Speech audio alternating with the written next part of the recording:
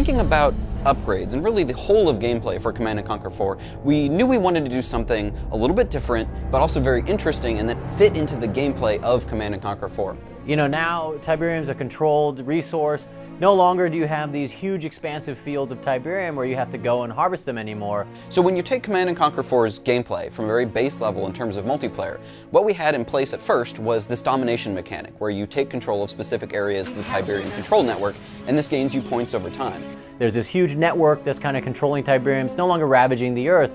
The Tiberium control network allows us to represent that. You'll see a variety of cables, pipes, emerge from cliffs, dive into the ground, emerge up into other different tech structures, and that's what's something I think gives a Command & Conquer a look that's different from previous titles in the franchise. And we realized that we wanted to add a couple of things to the formula in order to make it feel a little bit more C&C, but also to add more points of interest to the map and to add more interesting gameplay. So, you know, how to integrate it into CNC4. Our community loves harvesting Tiberium. I mean, they are crazy about Tiberium and wanted to figure out a way to get it into the game, but to have it make sense with the fiction, as well as add a new strategic layer to the gameplay. So we took this idea of having a high level of mobility in terms of, and action in terms of the gameplay, and we thought, how can we absolutely double down on this, but also give fans some of what they want in terms of the Tiberium harvesting mechanic? One of the most interesting visual challenges I feel we had was to represent kind of an unprecedented event in the Command & Conquer universe, and that is the fact that humanity has gotten a leg up on Tiberium. That's how we got where we are now. And what we ultimately decided was that having players put down refineries to these particular areas and having large spread out Tiberium fields not only no longer played into the fiction anymore, but it also didn't play into the gameplay as well anymore.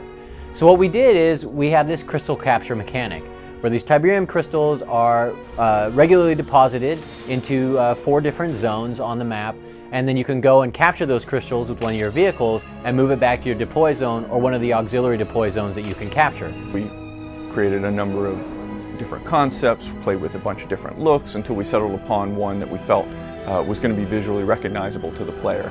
So we settled upon the idea of it being a large crystal shard with a mechanical ring around it. Another thing that we wanted to do was really bring back blue Tiberium and make it very interesting. So you'll also find blue Tiberium crystals, which give you twice as many upgrade points in more contested parts of the map where you're going to see a lot more combat occurring. Same general principle, it's very high volatility Tiberium that's spit out from the network and then needs to be collected or else it's going to continue accumulating at the surface. So you can use them to your benefit, you can use them to your enemy's dismay, but it's a really cool way to get Tiberium integrated into the game. You know, it's very fast, you're trying to capture these control nodes, you're trying to keep the enemy at bay, but at the same time you gotta go out, have these units, you know, risk themselves, go grab these Tiberium crystals, but then everybody on your team obviously benefits by being able to get those upgrade points. Tier 2 technology is now available. Again, because they're so volatile, it's exactly why destroying these things is going to spawn one of the ion storms that you've seen in previous games and do a significant amount of damage. But it's really a lot of fun, and it's cool when you think, okay, I got my enemy on the ropes, I'm about to grab his crystal, and boom, he detonates that thing, and everybody's dead. So, detonate at your own risk.